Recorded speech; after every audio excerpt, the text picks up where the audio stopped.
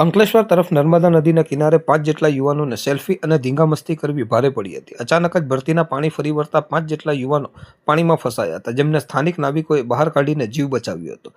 અંકલેશ્વરથી ભરૂચને જોડતા નર્મદા મૈયા બ્રિજ પરથી મોતની છલાંગ લગાવવાના કિસ્સા યથાવત છે, ત્યારે કેટલાક યુવાનોની જોખમી સેલ્ફી અને ધીંગામસ્તીનો બનાવ સામે આવ્યો છે. રવિવારની સાંજે કેટલાક યુવાનો નર્મદા નદી કિનારે અંકલેશ્વર તરફ પહોંચ્યા હતા, જ્યાં લંગારેલી બોટમાં તેઓ સેલ્ફી અને ધીંગામસ્તી કરી રહ્યા હતા. જોકે ભરતીના પાણી આવતા બોટ પાણી વચ્ચે ફસાઈ ગઈ હતી અને યુવાનોનો પણ જીવ પડીકે બંધાઈ ગયા હતા. આ અંગેની જાણ થતાં સામાજિક કાર્યકર ધર્મેશ સોલંકીએ અન્ય નાવિકોને જાણ કરતા તેઓ ઘટના સ્થળે પહોંચ્યા હતા અને નાવિકોએ નદીના પાણીમાં તરી નાવડી સાથે 5 જેટલા યુવાનોને બહાર કાઢી તેમનો જીવ બચાવ્યો હતો.